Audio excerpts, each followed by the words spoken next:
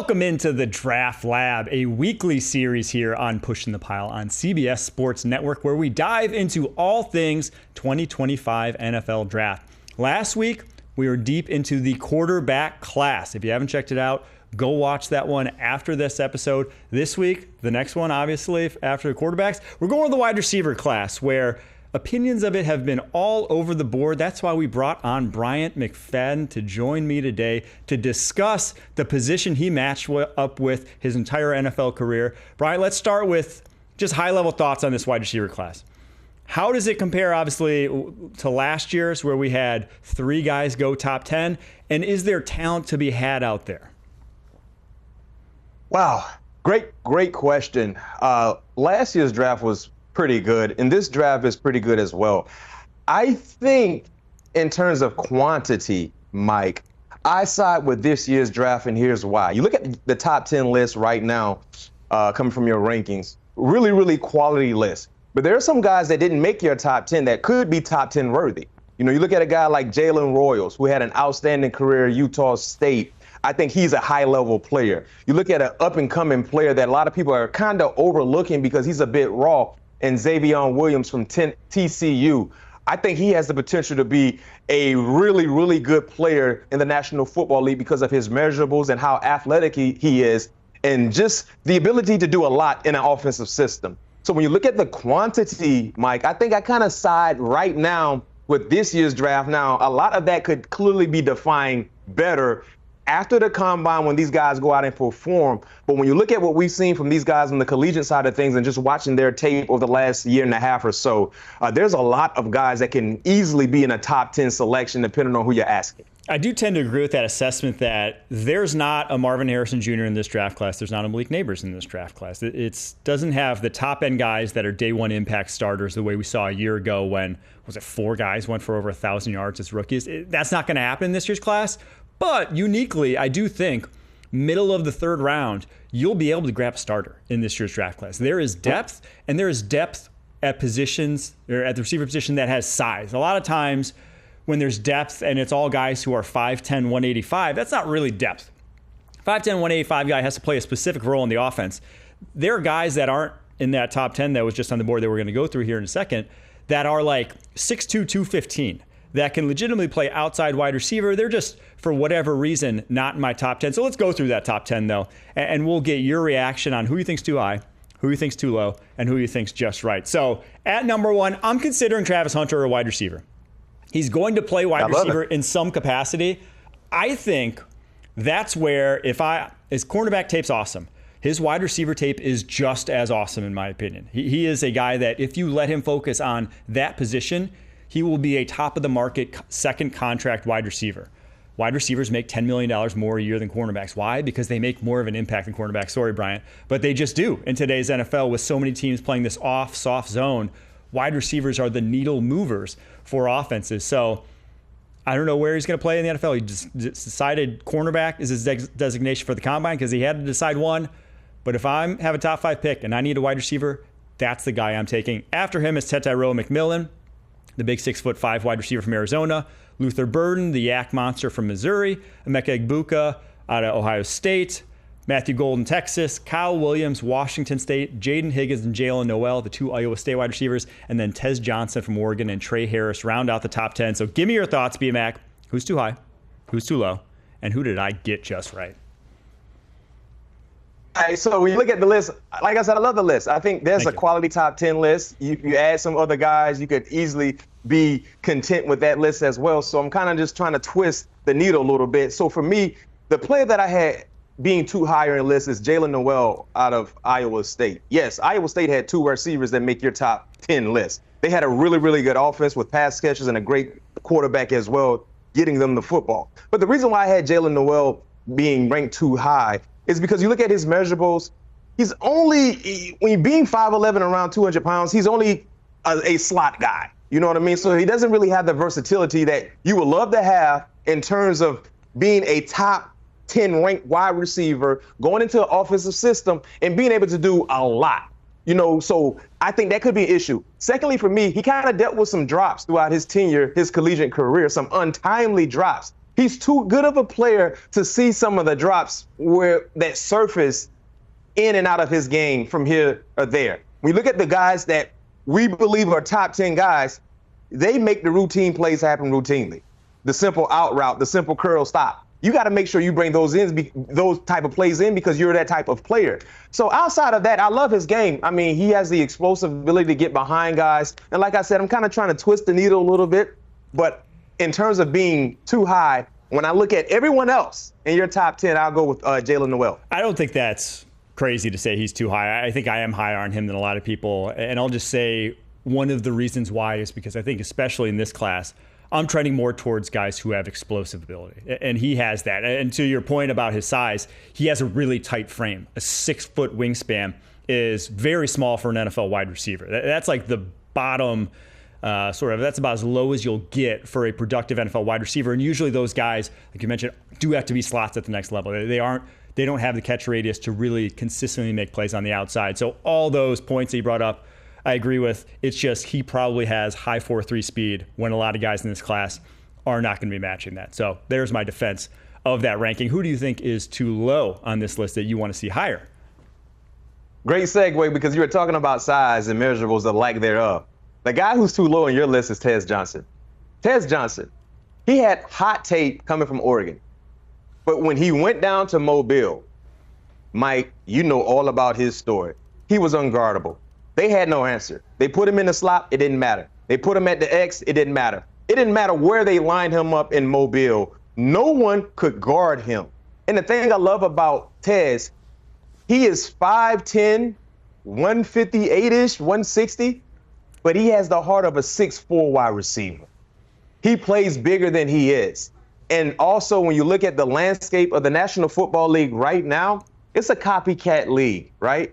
Smaller guys like Xavier Worthy, they will open the door for a Tez Johnson. Smaller guys like a Tank Dell, they will open the door for a Tez Johnson in terms of an organization not being afraid to draft a smaller guy in stature and in weight, because those guys have had success in the National Football League being smaller guys. So when I look at Tez, the tape was outstanding, but what he went and did playing against the best competition at the Senior Bowl really catapulted him to another level, in my opinion, in terms of where he stacks amongst the best wide receivers that will be drafted in April. Yeah, the size is obviously going to be the talking point. There's not a lot of guys scraping at 160 in the NFL. You got like Tutu Atwell, you got Tank Dell. That's the end of your list. Xavier Worthy. Xavier Worthy. Okay, there's your list. And one has 4.21 speed. One can't see the football field, and the other keeps getting injured. So it's not a great track record. They're obviously all different. I think of those three, the one he plays the most like is Tank Dell. I think they are so similar. The biggest difference being from their college to pro projections was Tank Dell played outside wide receiver at Houston. You saw him doing, X wide receiver type of stuff, even though that's obviously not going to be his role at the NFL level. You saw him doing a myriad of things, whereas Tez was purely a slot during his time at Oregon. Over 85% of his snaps in his career came from the slot there. But at the Senior Bowl, you worry about size when guys get their hands on him, but if you're quick enough and you show that Senior Bowl, guys can't get their hands on him. If you can't get your hands on him, it really doesn't matter. And so I do agree that he is good. What if you find a role for him, if that's a role in your offense that you want, a slot wide receiver that can separate, and even if that's not a role in your offense, you just bring that guy in on third downs and you see man coverage and he's getting open. So I tend to agree. Maybe I'm just worried about getting burned by Tank Dell and the injuries that he suffered by having to be a slot that had to block, as you saw him get injured his rookie year in the NFL. And but also, too, Mike, injury. We got to remember the last two season-ending injuries for Tank Dell was something that was out of his control. Got rolled up on, yes, and then we saw how ugly the last injury was against Kansas City this past year when someone just kind of blindsided his knee. I mean, if he was 6'6", it didn't matter. Those injuries, unfortunately, were the worst situation to be in for a guy like Tank Dell. True. They were very fluky, so maybe I'm reading a little too much into those. But it's hard not to, if you watch Tez Johnson's tape, just like to say he's anything other than damn good at the role he played at Oregon. All right, last one. Who is just right on my top 10 list, besides all of them? Mr. Heisman, Travis Hunter. Listen, everything you said about him and why you have him number one, you're dead on. I am right there with you. I understand he's going to Indy at the combine as a defensive back, cornerback, but he is the best wide receiver in this draft. And if you're telling me he's going to be drafted as a cornerback, I'm okay with that as long as you have an offensive game plan for him to be involved in. Second and long situations, third down situations, red zone, he needs to be on the offensive side of the football field because he is a difference maker when he's catching passes. The thing I love about Travis Hunter, he has speed, he has the ability to create separation, and you don't see him drop any passes. Yeah. And he is special with the football in his hand. So I agree with you. He has to be involved in the offense to some degree. If you're saying you drafted him as a cornerback to try to, have a financial leverage play later on when it's kind of hit that second contract, okay, cool. I understand that. But you cannot draft Travis Hunter and you're telling me he will not participate on the offensive side of the football field. Because if you do that, you're a foolish organization. Yeah, I 100% agree that you have to get this guy involved. He's too dynamic. And the crazy thing about that, those numbers you saw on the screen, 96 catches, 1,258 yards, he conserved his energy on offense. If there was any spot, offense or defense, where he wasn't going 100% every single time, it was offense. There were plays where, his releases aren't as sudden as you would want, but because he's playing every single snap of every single game. So that's where he was conserving his energy, and he still had almost 100 catches, almost 1,300 yards. The guy is special in every sense of the word, and I do think that offense is where he really will move the needle for you. Obviously, his ball skills, his ability to high point defensively is going to be scary if you're thinking about testing him down the football field because he's probably going to attack the ball better than your wide receiver would. But I just think that he is the closest to a Malik Neighbors-esque talent in this draft class. The guy has juice. The guy has hands. The guy really has the entire physical skill set that you can want at the receiver position. Speaking of which, we're going to break down the physical skill sets of this receiver position, who has the best in every trait amongst them in this draft class, coming up right after this.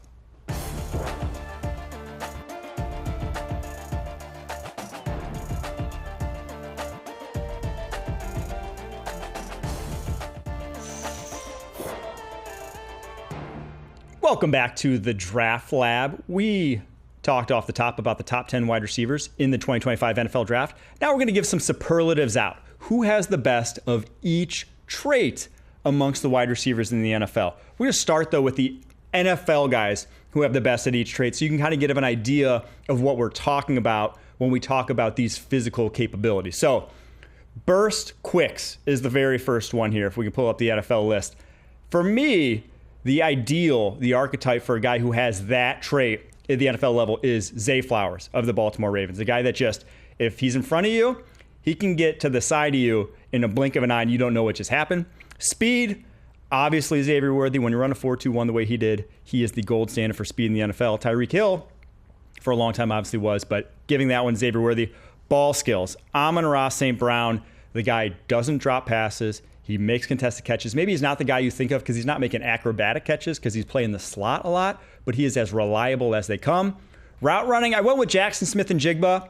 I feel like the high-end route runners, the Stephon Diggses of the world, the Cooper Kupps, the Devontae Adams, they've all kind of aged out. I think Smith-Njigba is your next wave of those guys with what he put on tape this past fall for the Seattle Seahawks. Physicality, that's A.J. Brown. We're talking about guys who set the tone from a strength perspective, who are bullies at the wide receiver position. Yak, it's Jamar Chase. The guy went absolutely insane this year. He has going with power. He can shake you. He can really do it all after the catch. And then body control. This is the Justin Jefferson special. This is the ability to just contort to where your body needs to go to make plays. Whether it's as a route runner, whether it's as a receiver with the ball in the air, it is the ability to just get to the exact point you want to go with relative ease. Justin Jefferson, the gold standard, in my opinion. B-Mac, I'd like to see your list, though, before we get to who the draft prospects are that we think fit the bill for all of these. Yeah, for sure.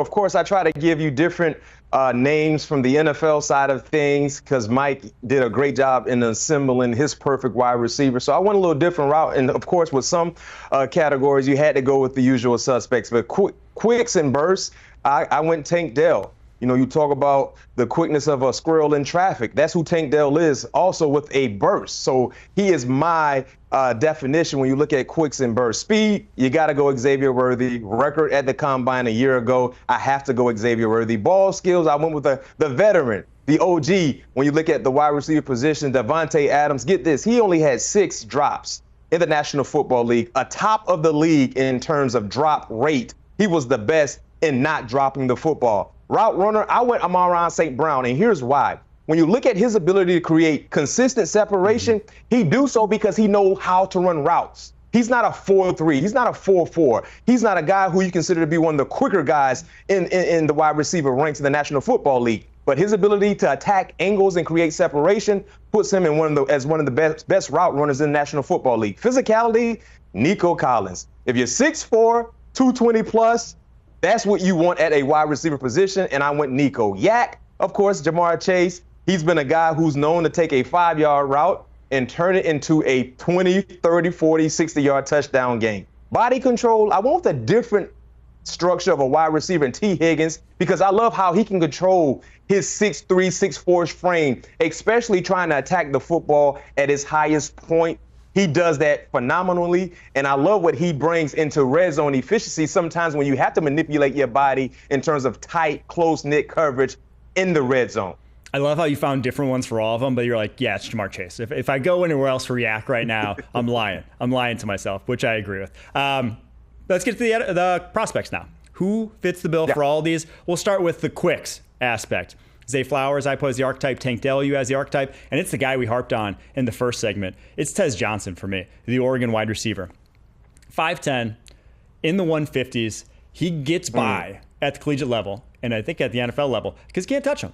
Because the guy can be right in front of you. You can be in press man coverage, foot away from him, ready to strike at a moment's notice, and all of a sudden he's gone. And then all of a sudden you're like, how do I catch up? You can't. He's open. That guy gets open at will. That is his superpower, and he will be, in that tier 1 once he gets to the NFL with guys like Tank Dell and with guys like Zay Flowers, in my opinion.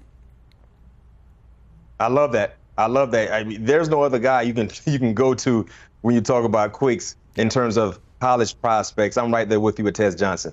All right, let's get to speed. A little more debate here because there are some speedier wide receivers. I don't think there's a 4.2 guy in this draft class. Maybe Georgia's Arian Smith. He might be, but he's not really a top prospect. We're kind of focusing on guys who are going to play a role at the next level. So I went with Kyle Williams from Washington State. Now, I may have cheated a little bit because he had the fastest GPS time at the Senior Bowl, which is always a good thing when you are running over 21 miles per hour on that GPS. Guys who have done that before in Senior Bowl history, guys like Terry McLaurin in that mix, 4.3 guys. I fully expect Kyle Williams to run a 4.3 based off his tape. 17.1 yards per catch this past season. That guy has some real wheels. Who do you got for the speed? Oh, man, for me, in speed, I went Isaiah Bond. And here's why. I did a little inside information with Isaiah Bond because I know his trainer who's been training him. Number one, when you watch him at Alabama and at Texas, you know he's fast. But based on what I've heard, he potentially could be in the 4.2s. Ooh. It would be another Longhorn wide receiver in back-to-back combines dropping sub 4.2s if he goes out and do what they believe he's capable of doing.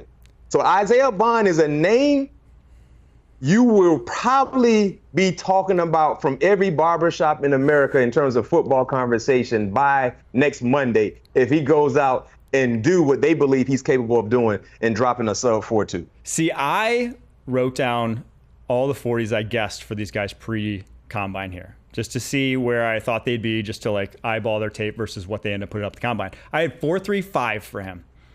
But last year at Alabama, before he transferred to Texas, I actually thought he was faster. I was like, this guy is for sure going to be like a 4.2 to 4.3 guy. The comp, I was like, this is the next Jalen Waddle. Now, he didn't put that on tape this past fall, in my opinion, but I don't think that capability went away. And so I do tend to agree with you. If you're going fastest wide receiver in this draft class, there's only 2 options. It's either Isaiah Bond or it's Kyle Williams, in my opinion. Those are your speed, deep threat, take the top off the defense sort of wide receivers. All right, the next trait, ball skills. And this is the one where Travis Hunter. There's a couple names that are at the top of the list, but Travis Hunter, what he's done over the course of his collegiate career, I believe he dropped 3 passes his entire collegiate career. The guy is just unbelievable. He high points it. He can off target it. He really just suction cups for hands and big catch radius in terms of being able to go outside his frame. It just looks easy, man. And we're not even talking about the fact that the guy's vertical is going to be absolutely insane. The way he bounces off the ground is unique for that position, whether it's cornerback or wide receiver. I just haven't seen a guy with his level of just ability to go find the football. I mean, it is reminiscent of someone like a Justin Jefferson. It just truly is. So he could do this one. He could be number 1 for body control. He really has that about as good as it gets in this wide receiver class. And one thing I want to hit on in terms of the information you provided us, with 3 drops in his collegiate career, we also have to remember the last 2 seasons at Colorado, he played both ways 100% of the time. Yeah. You have to understand how good of a pass catcher you have to be, because you get tired in playing defense, playing offense. And the first thing that happens when you get tired physically is you lose focus. Yeah. Think about this for our viewers that are watching this, Mike. Go outside right now and try to catch 50 passes straight. When your arms get tired, when you start to get a little fatigued, the first thing you do is lose focus. When you lose dexterity, too, like that, you lose, this starts to go. Try to write when you're super tired. It's hard. And that's the thing. I gave you that example of viewers just standing straight up, catching 50 passes. Think about when you have to run and you have another body trying to stand in front of you and prevent you from going to where you need to go. So that's just phenomenal. That stat alone is phenomenal for him to know that he played both ways for 100% of the time, and he was going against a more than capable defender, yet and still he never lost focus or allowed fatigue to get into his game where he had untimely drops. And also, too, of course, I had him as best ball skills as well. That's the only answer for me. All right, route running. I went on this one. A few different ways I could have gone, but I think Matthew Golden, he may not be the most polished route runner in this draft class, but he is the most capable in terms of the entire route tree. I watch his tape and I'm just like, he runs a slant well. He runs a comeback well. He runs a blaze out well. He runs all the routes that you could possibly ask an X wide receiver on the outside to run. He runs them at a high level already. Now, I don't think he's the most physically imposing. I don't think his combine is going to be anything otherworldly the way some of these other guys we've talked about is going to be. But that plays. There's a reason why he had almost a 70% catch rate when his average depth of target was 13.5 yards down the football field. He wasn't getting pumped screens. He wasn't getting pumped slot targets underneath. He was a downfield wide receiver and just creating gobs of separation. That's a guy who I trust to translate to the NFL. Where he ends up going, I don't know, but he's a really, really high floor route runner. And to me, I think ultimately ends up going in the first round because of that. Who do you think, in your opinion, is the best route runner? For me, I went Emeka Egbuka from Ohio State. And the thing I love about him, he creates separation. He creates separation. When you talk about some of the speed, quick guys that we will highlight as we get ready for the combine at the wide receiver position, we may not throw his name into that conversation. We're not saying he's slow, but clearly we don't view him as a 4.3-ish type guy. But he knows how to create separation because he knows how to run routes and attack angles. And similar to what my NFL player was in Amon-Ra St. Brown and his style and how he goes about his business. So I love Emeka, what he did, throughout his collegiate time there for the Buckeyes, playing inside, playing outside. All he did was create separation and found a way to come through with big-time reception. So I had him as my best route runner when you look at the college prospects that are getting ready to get drafted. Yeah, Brian Hartline, the wide receiver coach for Ohio State, whatever he's making, guy's underpaid. Every single guy that comes out of there runs routes in their sleep. They just are so precise with their ability. All right, physicality.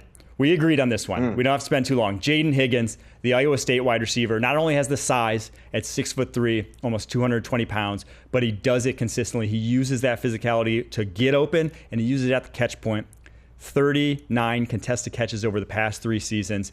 If you want that mold of wide receiver, he's the best in this draft class. There is no A.J. Brown, though. There ain't a guy who's that caliber, a wide receiver. Let's just get that out the way. Higgins, a nice day 2 option. Yak, we disagreed on. I went Luther Burden, the Missouri wide receiver. 30 broken tackles on 61 catches. Now, he was a guy who got pump screens, underneath stuff, handoffs, things of that nature. Is a pure yak guy. You went a little differently. Who'd you go for this one? Yep. I went with your guy, a guy you're extremely high. If you don't know anything about Mike right now, he really loves Kyle Williams from Washington State. So I went with him when it comes to yak, and here's why. When you turn his tape on, Mike, and I know you watch so much film on Mr. Kyle, he turns a quick slant into a 60-yard gain, 40-yard gain, a bubble screen. I've yet to see one player tackle him. It's almost like he's playing in a can of oil because he's very, very slippery and he can make people miss. And the unique thing about him, you talked about what he did at the Senior Bowl. When you see him, he's not a physically imposing player, but he has a strong lower half and he has great contact balance.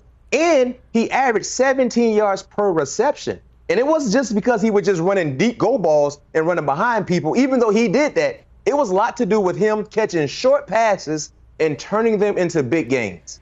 Yeah, Kyle, there is something to not only being able to break tackles, but then hit that crease and make that one broken tackle make you pay. And he's a guy that if he breaks one tackle, you could be in danger. And he broke 21 of them this past season on 70 catches. All right, last one. We agreed on body control. Ted McMillan, the Arizona wide receiver. If you've seen the highlight of him on Instagram where he catches the ball and then goes between his legs twice before he hits the ground. Yes. You know he's got something special in that regard. That's why he's probably going to be a top 10 pick at the end of the day. Those are our traits that we thought, the superlatives for this draft class, the guys that fit those. But we're going to talk a little bit after the break about what we look for when we're watching tape. What do we look for to not only get to these traits, but to see who's going to succeed at the NFL level? Because not all these guys are. Every year there are some busts, how we identify those, and how we identify the top talents. Coming up right after this.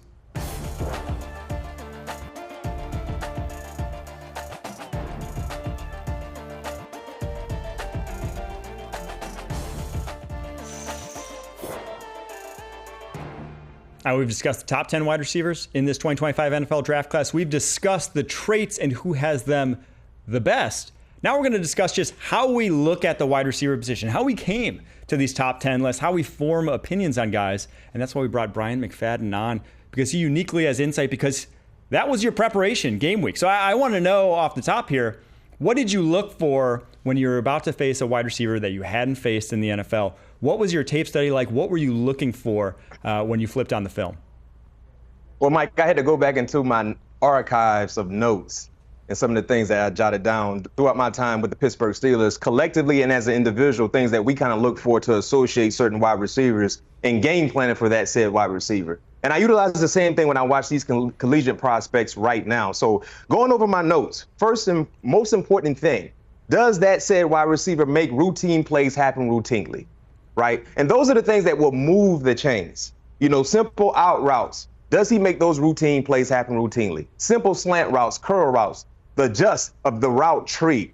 Does he come down with those said plays 100% of the times? Right? And if they do that, they're going to move chains. Secondly, with those routine plays happening routinely, will he give you the wow moments?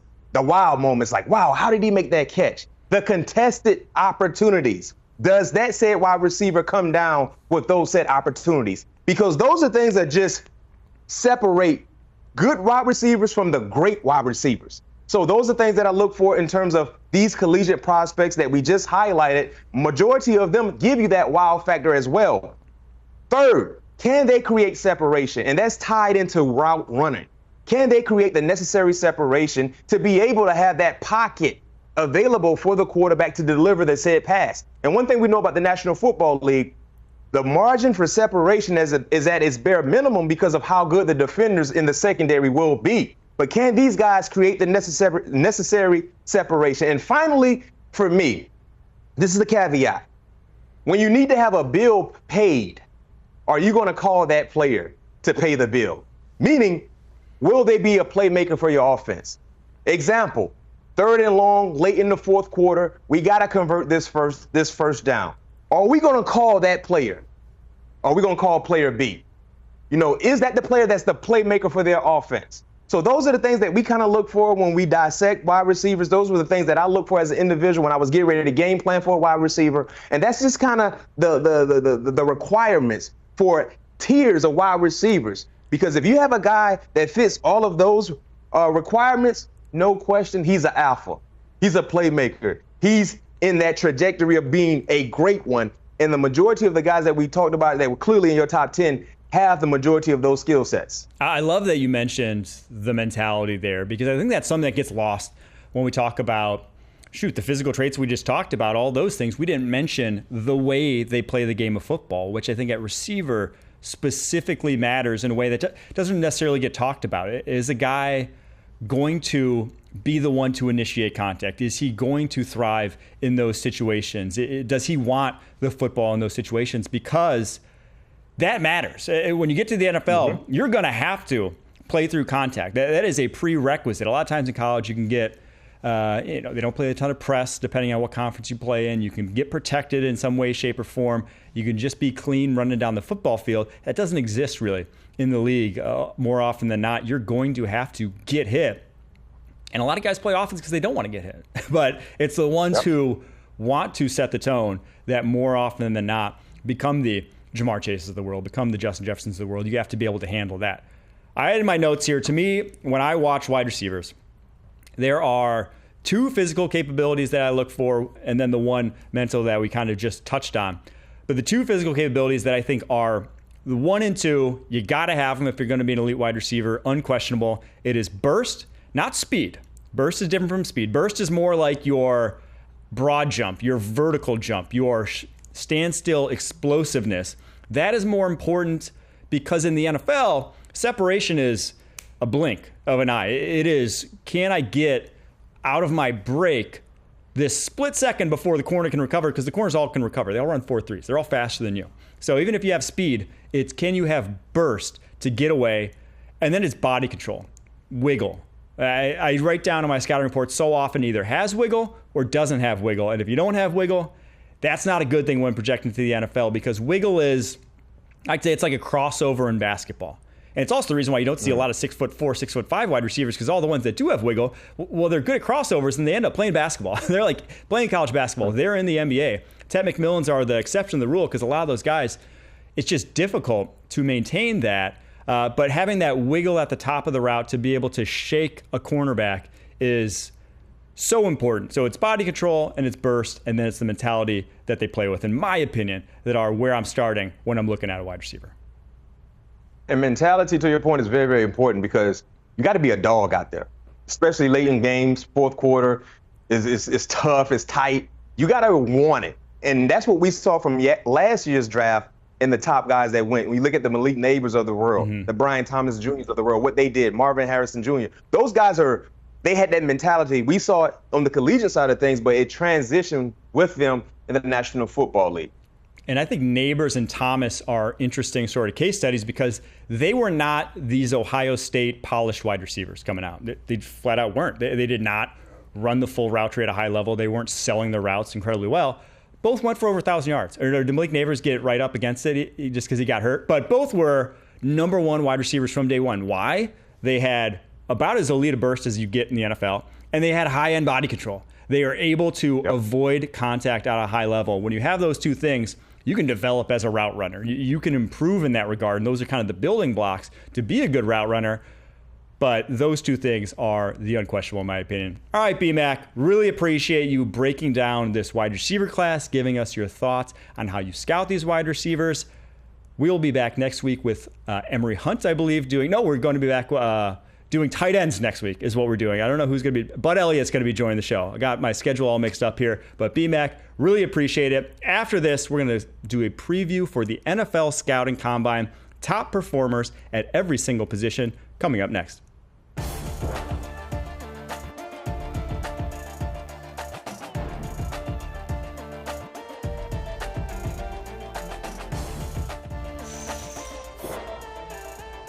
The NFL Combine kicks off this week in Indianapolis. We're going to go through and preview who I believe will be the top performer at each position, and then maybe throw in a guy who could help themselves or needs a good week to help themselves on draft boards. And before we get to the positions, let me just start with this.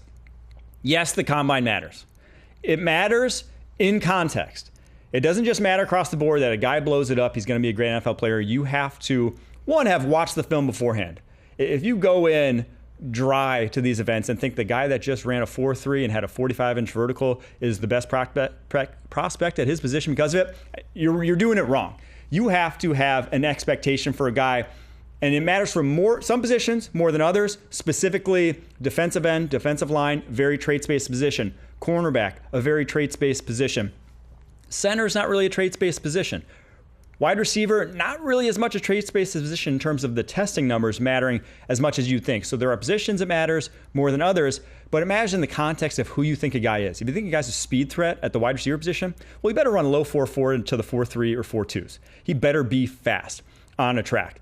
If you think a guy is a bull rusher as a defensive end, well, then he better have long arms or high-end explosive numbers that make you think he can bull rush NFL caliber strength at offensive tackle. So it matters in the context of what kind of player you're evaluating. Not every player is the same. Not every player has the same context. Because of that, the numbers don't necessarily mean all that much in a vacuum. That all being said, let's get to the positions. Quarterback. Jalen Milroe from Alabama is the guy who has the most to gain and should. I think I go back a couple years ago when Anthony Richardson went to the combine when a lot of quarterbacks don't run. Last year, it was just Sam Hartman. But Anthony Richardson went and he did everything. He had a vertical jump. He had the 40. Broke records at the position, and all of a sudden it went from, oh, he's this like fun, maybe mid-first rounder guy to, oh, he went number 4 overall to the Indianapolis Colts. A guy with just insane traits, boosted him up the board. I'm not saying Milroe does that. I'm saying he should test, and he should test really, really well. I think break the combine 40 record for the quarterback position. And if he does that, he'll make himself some money because that is his trait, running. That is his elite trait. He needs to throw well too. Obviously, that would help. But putting those numbers out there and really planting his flag on that football field there in Indy, I think could make himself some money. The guy I think needs help that could have a big week in Indy, and more from a throwing perspective, I think Dylan Gabriel. I think his arm needs to show it versus the other guys there. I think it'll be probably about as good as everyone not named Cam Ward. I think he just needs to be accurate. He was very accurate on tape at Oregon. I think he's a guy that probably should run too. I expect him to run the 4.6s if he does. So all those put together, he needs a little help. I think he could put together a good week. Running back, Basul Tutin from Virginia Tech. This guy should run in the 4.3s. I watching his tape, getting him out in the open field, the guy is a lightning rod. That is why you're drafting him.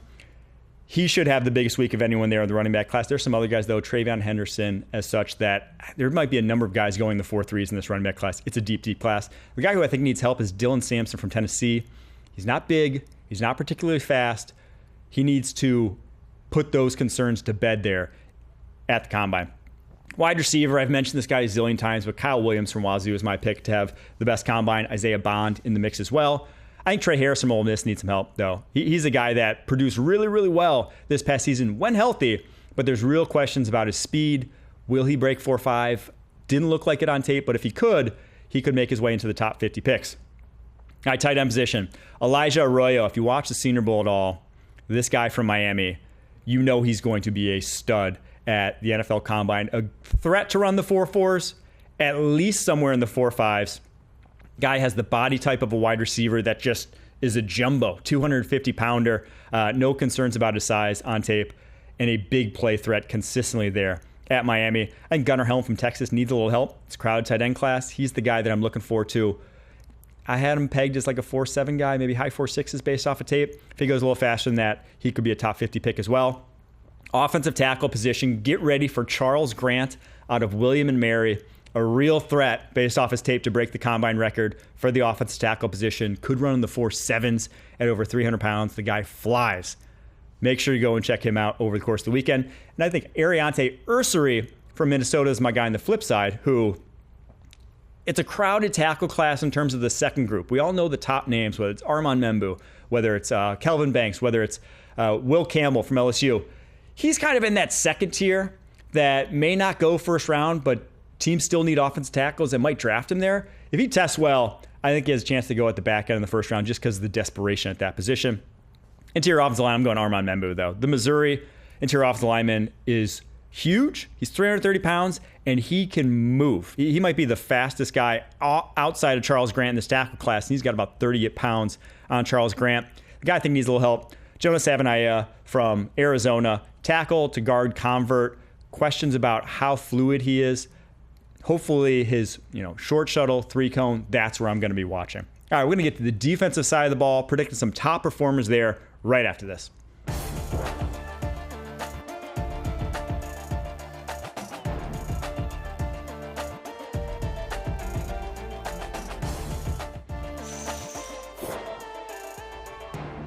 All right, we previewed the top performers at the NFL Combine on the offensive side of the ball last break. Now we're flipping to the defensive side of the ball, and we're going to start defensive tackle, where my prediction for the top performer, there's a lot of guys. It's a loaded DT class, but I'm going to go with Kenneth Grant, the Michigan defensive tackle, the other Michigan defensive tackle, because Mason Graham's probably going top 5, top 10. He won't go too much longer, especially after his Combine performance. This was a guy who, before he stepped foot at Michigan on campus, he was on Bruce Feldman's freaks list. He's 339 pounds. He might run in the 4.8s at that size. The guy really can roll, long arms, a lot to like on the interior.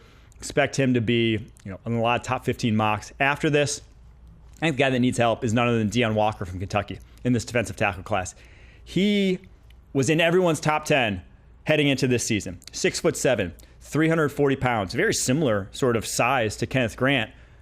But his play fell off a cliff this year. He dealt with a back injury. You saw him at the end of games really wear down, struggle against double teams. At 6'7", it's tough. It's tough to play low consistently. He needs to go to the Combine, and he needs to put up some good numbers there to say, hey, I'm still a genetic freak, even if I'm not in your first-round mocks anymore. Edge position, defensive end, it's Shamar Stewart from Texas A&M. He might do record-breaking things at his size at the Combine. Now, you see the stats on the screen there, 1.5 sacks. He is a polarizing guy because of that, because it didn't turn into production at the collegiate level just yet. But you don't need many moves when you're on a 4.4 at 280. You need like one bull rush. If you can master that, that guy's going to be a problem at the next level. The guy who needs help, though, at the edge class, it's his teammate. Nick Scorton, the Texas A&M defensive end, a guy who looked heavier this year after transferring from Purdue as a sophomore, where he was uber productive, double-digit sacks, high-end transfer portal guy in terms of what he got. In terms of NIL money, it just didn't come to fruition this past year. Like I said, he played a little heavy, looked a little slower. He needs to trim down, and he needs to get back to the guy we saw at Purdue. Linebacker. Jihad Campbell is the obvious answer from Alabama. He's going to test out the gym. But I went a little deeper down the board, and I went Nick Martin, the Oklahoma State linebacker. He had 66 stops as a redshirt sophomore in 2023. Gets injured a few games into the season, but was on pace for actually more than 66 stops, which was top 5 in 2023. He's 6 foot, 220, and as you see on the screen, though, the guy is absolutely jacked to the gills. He might run low 4.4s, jump out the gym. The guy is an impressive specimen. Guy who needs help, Chris Paul from Ole Miss. Tape was awesome. He's just really undersized and need to see what kind of athlete he is. Cornerback, Darian Porter from Iowa State. Get to know this name because he might run the fastest 40 of anyone at the Combine. He had the fastest GPS time, the second fastest GPS time in the Senior Bowl history since over the past decade. The only one faster, Tariq Woolen. He ran a 4.26. So this guy was likely to run either low 4.3s, high 4.2s, and if you watch him on tape this year, wide receiver turned cornerback, only 5 catches allowed all year long with 3 interceptions, playing a part-time role there. I think A.Z. Thomas from Florida State, BMAC's alma mater, he needs a little help. He needs to put up some big numbers to get his way back in the first-round conversation. All right, safety position. Nick Amanwari, South Carolina. Everyone's going to be talking about him. He's 6'3", 227, going to jump over 40 inches, going to run the 4.3s. So the guy is a specimen. His range is insane. He hits like a brick. I think at the end of the day, he ends up a first-rounder. Guy who needs help, I'm going to go Jonas Sanker from Virginia, a guy who I think will test well, but he had some bad plays biting on double moves and whatnot this past year. So there's your Combine preview. My prediction for the top performers. Can't wait for you guys to tune in. Make sure to tune in to Pushing the Pile all week. We'll be there Tuesday, Thursday, 5 p.m. Eastern shows, and then you can check me out on With the First Pick pod as well. Until then, keep pushing.